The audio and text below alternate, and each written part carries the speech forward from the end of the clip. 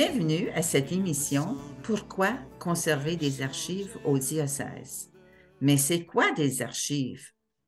Comme vous voyez à l'écran, on parle entre autres de documents officiels, de documents légaux, de dessins architecturaux et techniques, de titres de propriété, de microfilms, de registres et j'en passe.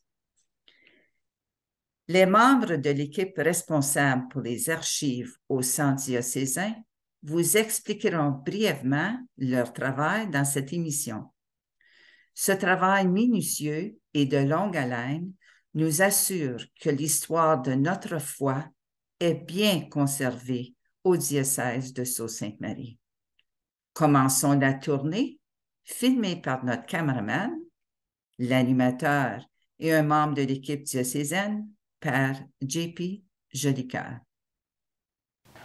Bonjour, je me nomme Philippe Lapagne. Je suis un aide aux archives du diocèse de Sault-Sainte-Marie. Lorsqu'on me demande une patente ou un deed pour une paroisse ou un terrain quelconque qu'on appartient, je fais la recherche, je trouve les documents nécessaires et je les remets à qui de droit. Aussi, souvent, nous sommes à la recherche de blueprints. Alors, on en a plusieurs. Il y en a parmi ceux-là qui sont déjà numérisés, alors la moitié à peu près. Si un architecte en demande ou d'autres pour la construction, j'ai ça, je leur remets. Sinon, souvent, puisqu'ils sont numérisés, on peut leur faire parvenir déjà comme ça. Si ils ne sont pas numérisés, je les apporte ailleurs pour les faire numériser. Ensuite, on les fait parvenir aux gens qui en ont besoin.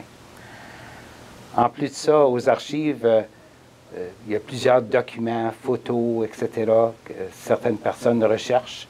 Alors, lorsqu'on me demande, je fais la recherche, je trouve ce qui est nécessaire et je les remets à qui de droit.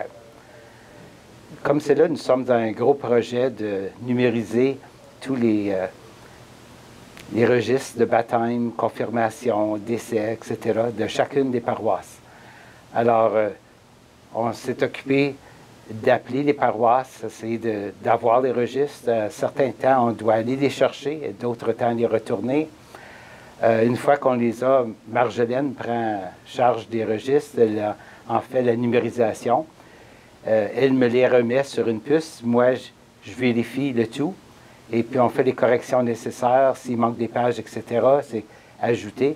Une fois numérisé, je remets à chacune des paroisses une puce qui contient tous les documents qu'ils nous ont donnés. Alors, ils peuvent faire la recherche avec la puce ou avec leur registre original. Et puis, on arrive presque à la fin de ce projet-là. Et puis, en même temps, on a d'autres projets qu'on fait ici, même au diocèse, où nous sommes à numériser plusieurs autres documents. Et puis, Marjolaine le fait, je fais la vérification et on les remet où ils doivent être remis. Mon travail, c'est faire la rémunération de tous les registres dans toutes les paroisses du diocèse de Sault-Sainte-Marie. Ça veut dire, en partant de Sault-Sainte-Marie, aller à North Bay. Comme c'est là, j'ai commencé le 1er mars et je suis rendue à peu près comme 375 registres. Alors, ça prend un peu de temps. Il y en a des registres qui sont en bonne condition, il y en a qui ne sont pas trop en bonne condition. Alors, il faut faire bien attention. Parce qu'il y en a des registres qui sont bien fragiles. Il y en a, comme j'ai fait, comme celle-là, ils viennent finir une de Pro Cathedral à North Bay et le registre était de 1863. Alors, c'était des registres bien fragiles à faire. Bienvenue, je m'appelle Laura Markiewicz, je suis le chancelier et archiviste pour le diocèse de Sault-Sainte-Marie. Et comme archiviste et chancelier, je m'occupe des archives. Surtout, je m'occupe des documents qu'on appelle acta curiae, les documents du bureau de l'évêque et des autres bureaux qui lui aident. Également, je m'occupe des archives pour les institutions diocésaines. Les paroisses s'occupent de leurs propres archives. Donc ici, dans le diocèse, c'est les documents de l'évêque, les documents des paroisses fermées, les documents de mouvements et institutions diocésaines. Et pour formation, j'ai un bac en histoire et ça m'aide beaucoup avec les méthodes de recherche historique et juste comment penser comme un chercheur ou chercheuse. Également, j'ai une maîtrise en bibliothéconomie et sciences de l'information. La plupart des archivistes tiennent une maîtrise en histoire, en archivistique ou sciences de l'information, quelque chose comme ça. De plus, j'ai une formation en théologie pratique et ça m'aide beaucoup dans le milieu ici d'un diocèse. Donc, c'est quoi les archives? Au base, les archives sont les documents qui montrent quelque chose est arrivé, qui fait preuve d'une transaction. Donc, par exemple, un facteur. C'est preuve d'une transaction est arrivée. Les documents importants pour les archives sont les correspondances, les lettres, par exemple, les documents officiels et les photos. C'est très important. Fait preuve d'une quelque chose qui... Les photos également montrent des mémoires. Donc, je vais vous montrer certains exemples. Donc, par exemple, album photo. Et ça, c'est quelque chose qu'on a récemment reçu, exceptionné, c'est le terme. Je vais les tirer de ces pages pour les mettre dans une boîte. C'est mieux pour préserver les photographies. Ces pages avec le col, c'est pas bon. Mais les albums de photos, archives. Autre exemple, ici, c'est pas la version originale, c'est une version imprimée du journal du Monseigneur Scholard. Et ça, c'est le journal qui explique toutes ses activités, les confirmations ici, les bénédictions par là, avec des photographies. Donc, peut-être vos journaux, vos cahiers, également les archives.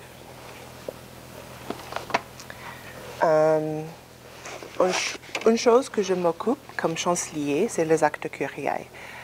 Monseigneur Dowd a commencé de faire publier la Gazette officielle avec les documents qui concernent le public pour être transparent.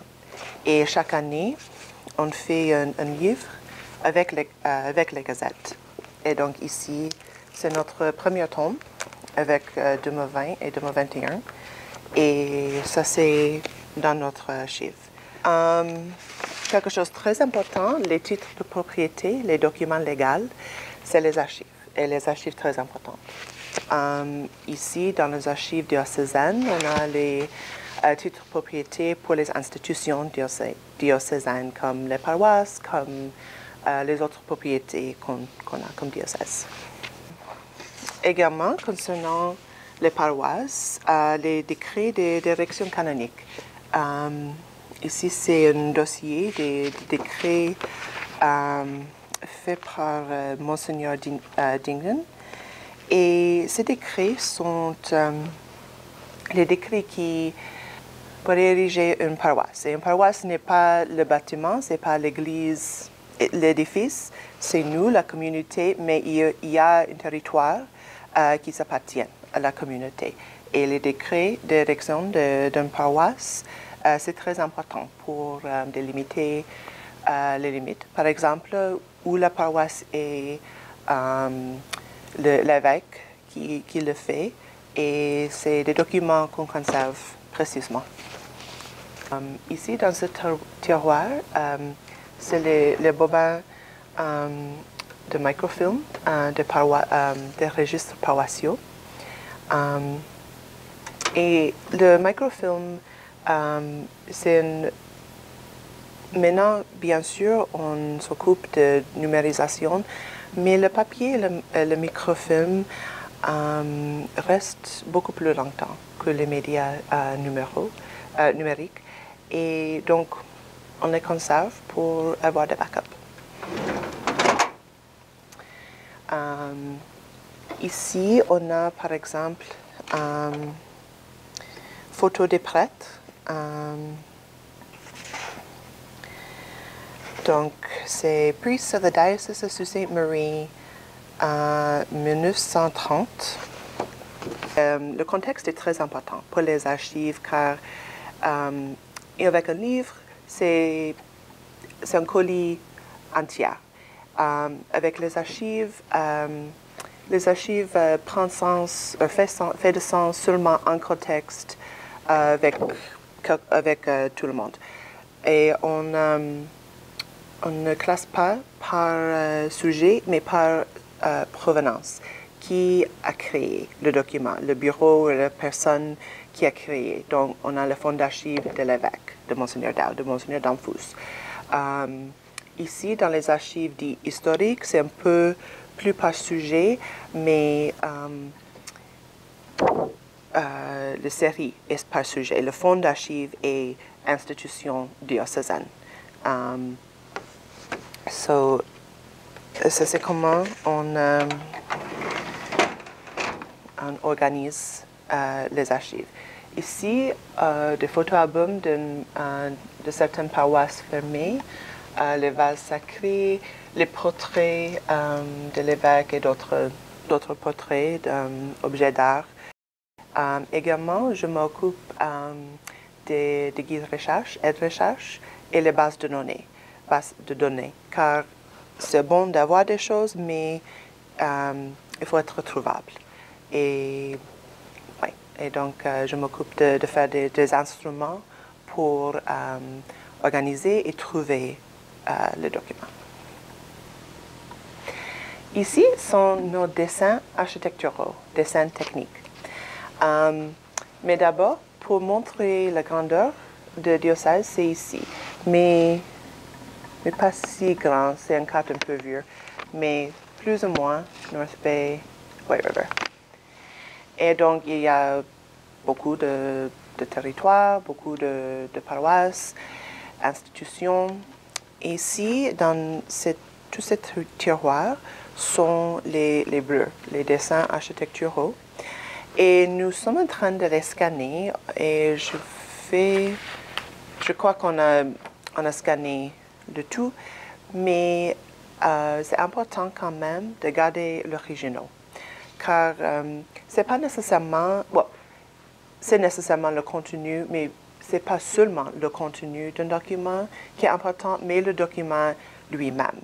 L'intégrité du document est importante pour faire preuve de quelque chose. Et donc, c'est l'original. Si quelque chose est born digital, né numérique, c'est une autre chose. Mais si c'est quelque chose est né en papier, c'est important de garder l'original.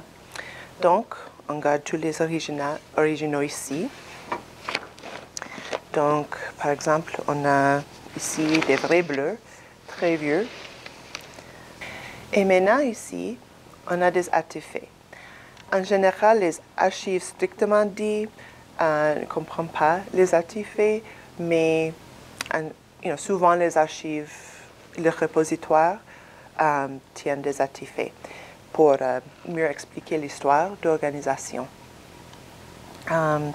Ici, on a une collection de ciboires et des calices, des vases sacrés utilisés durant la liturgie, durant la messe, pour l'encens, des patins, des custodes pour amener la communion à des malades, par exemple. Pour faire onction des malades, on a des icônes aussi, des statuettes. Et oui, donc les artefacts ont une place dans le repositoire d'archives comme le nôtre, ici dans le diocèse. Certaines de ces vases, de ces ciboires et de ces calices sont inscrites avec le nom du prêtre. Chaque prêtre reçoit un calice pendant leur ordination. Et donc, certaines portent le nom de ce prêtre, de notre diocèse. Donc, c'est vraiment fait partie de notre histoire, ces artefacts. Nous sommes en train de faire un projet de numérisation de tous les registres paroissiaux pendant tout le diocèse, un territoire assez grand. Et donc, pourquoi? La vie de foi d'une personne est dans la paroisse, mais la paroisse a une histoire. La paroisse a fait part d'un diocèse. Donc, l'histoire des paroisses, c'est quelque chose d'important à nous, le diocèse. Et on a les microfilms, mais bien sûr, le microfilm a une image négative et seulement noir et blanc. Et avec notre technologie maintenant, on peut faire les images numériques en couleur, avec plus de détails. Car tous les détails des documents sont importants et non seulement juste le contenu en mots. Ici, j'ai 2 registres, baptême et mariage. Et les registres sont un record des faits historiques. Les archives paroissiales diocésaines, les archives religieuses, c'est intéressant car c'est des faits, des transactions, c'est-à-dire des faits historiques, mais d'une vie de foi, qui est quelque chose de difficile à rendre explicite dans les documents, mais on essaie, on fait l'effort. Et les registres sont une bonne place pour le faire, car il y a un record de faits historiques, de baptême, de mariage, de quelque chose, un sacrement qui est arrivé. Et on recorde la personne, le parent, le marin-parrain, le lieu où le sacrement a lieu. Et donc, le diocèse, grand territoire, c'est plus facile pour nous de ramasser ou amener le registre ici à Sudbury North Bay, mais pour la région de Sault-Saint-Marie, c'était nécessaire de nous déplacer là. Et on a demandé à toutes les paroisses d'amener, de porter leur registre à Precious Blood, à la cathédrale comme repositoire central. Et nous sommes conduits là pour ramasser les registres pour faire la numérisation ici à Sudbury. Et on a fait ça 2 fois, car il y a eu beaucoup de registres. Et c'était la logistique d'organiser quelque chose comme ça, c'était un peu difficile. Donc, de voyage à Sault-Saint-Marie pour ramasser les registres, pour les amener ici au bureau à Sudbury, pour les numériser et pour les retourner à Precious Blood. Bonjour, j'ai avec moi ici Laura, qui est l'archiviste que vous avez vu en action. Maintenant, Laura, toi, tu viens de quel endroit?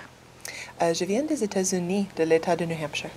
Et qu'est-ce que c'est qui t'a amené, disons, au Canada pour faire des études, comme tu l'as expliqué tout à l'heure? Je ne sais pas, en fait, c'est juste quelque chose que je voudrais faire et je me suis sentie un peu tirée. Mais pourquoi dans ce domaine? J'aime l'histoire, j'aime le passé, j'aime juste tout comme ça. J'ai fait mon bac en histoire. Mon premier travail était dans une boutique d'antiquité. J'aime de passer la culture et la narrative aux générations futures. Mm-hmm. Puis, est-ce qu'à un moment donné dans ta vie, il y a quelqu'un qui t'a plus ou moins influencé pour te lancer dans ce domaine-là? Oui, après l'université, j'ai travaillé au sanctuaire Sainte-Anne-de-Beaupré dans l'équipe pastorale jeunesse. Une de mes tâches, c'était de faire des visites guidées dans le musée.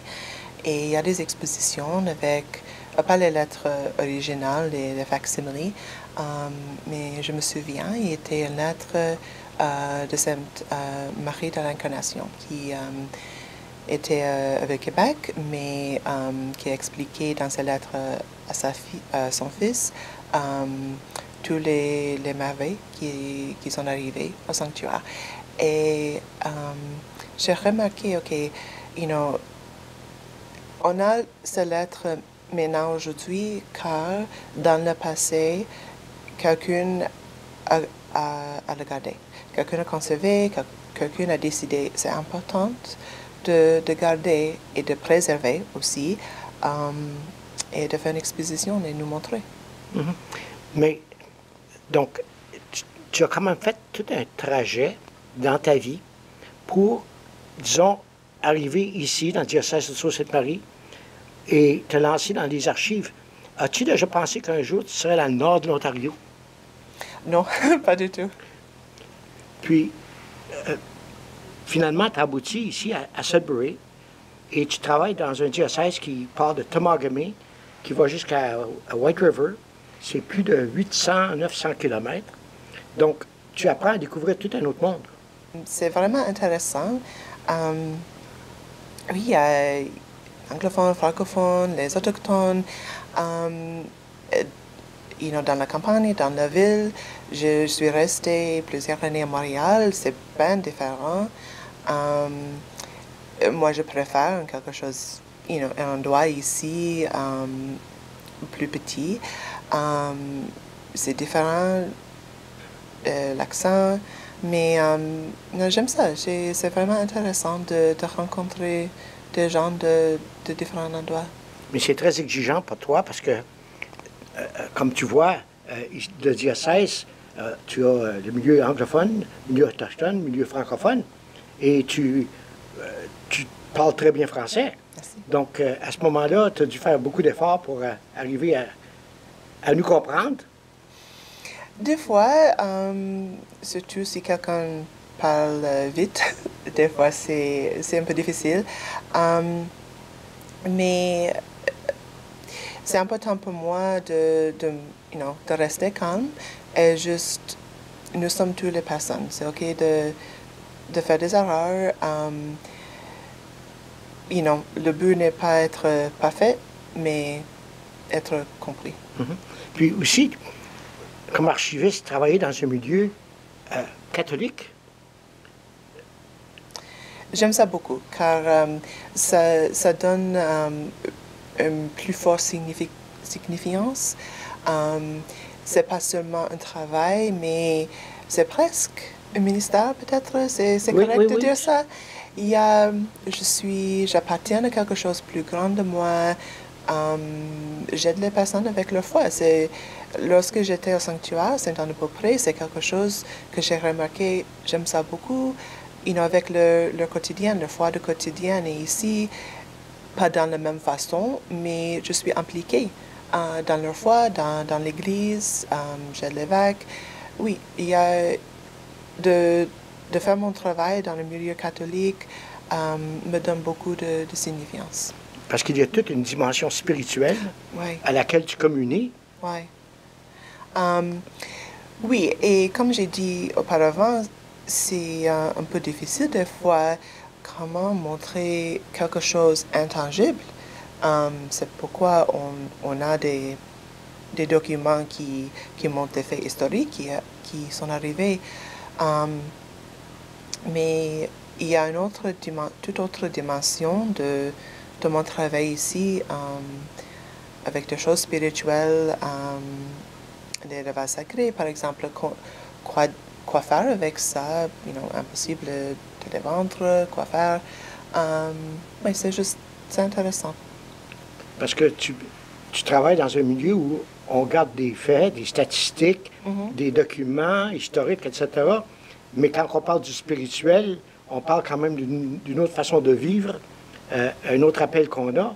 Donc, tu as parlé d'un ministère. Je crois que ton travail, c'est un ministère dans une communauté diocésaine où tu nous permets de connaître nos racines et réaliser aussi, en même temps, où on est aujourd'hui et comment ces racines, notre passé, peut nous aider à envisager l'avenir d'une façon positive. Parce que tu as affaire à des communautés qui datent de 1883, même avant ça, ici dans le diocèse. Qui aurait cru que toi, tu arrives ici, puis tout à coup, tu nous aides, à nous, à valoriser notre passé, valoriser d'aujourd'hui, et pour garder un record de tout cela, pour préserver notre identité. Avec tout cela, là, nous vous invitons à bien regarder l'émission qu'on vient de faire, puis en même temps, vous-même poser des questions. Comment, dans votre propre vie, connaître votre histoire du passé, du présent, va aider à vos familles dans l'avenir, de découvrir les richesses qu'ils ont héritées de vous. L'héritage, ce n'est pas seulement un testament qui laisse de l'argent, mais un héritage, c'est aussi les valeurs que nous avons reçues de nos arrière-grands-parents et qui nous aident aujourd'hui à être vraiment heureux dans ce que nous vivons. Oui, et pour un exemple, j'ai fait une recherche cet été sur l'histoire des Jésuites dans la région. Et c'était pas l'évêque, mais le supérieur de la communauté des Jésuites. Il a aimé beaucoup ce rapport car pour aider la communauté de discerner leur avenir. OK, pourquoi nous sommes ici? Que sont les raisons à l'origine? Et si on sait pourquoi, si on sait le pourquoi de notre vie, la signification de nos communautés, c'est plus facile pour discerner la trajectoire à l'avenir. On est ici, pourquoi? On fait blablabla, pourquoi? Pourquoi nous sommes catholiques? Pourquoi nous sommes cette communauté? Et ça leur rend plus facile de faire l'avenir. Donc, merci beaucoup, Laura. Merci. Merci à l'équipe entière de votre excellent travail. Merci à Laura, à Marjolaine et à Philippe. Et un merci aussi à notre cameraman, l'animateur, Père JP Jolicoeur. À la prochaine. Mais pour cela, ne faut-il pas tant de fois apprendre encore à être vrai, apprendre à se connaître, être avant de paraître, s'aimer soi.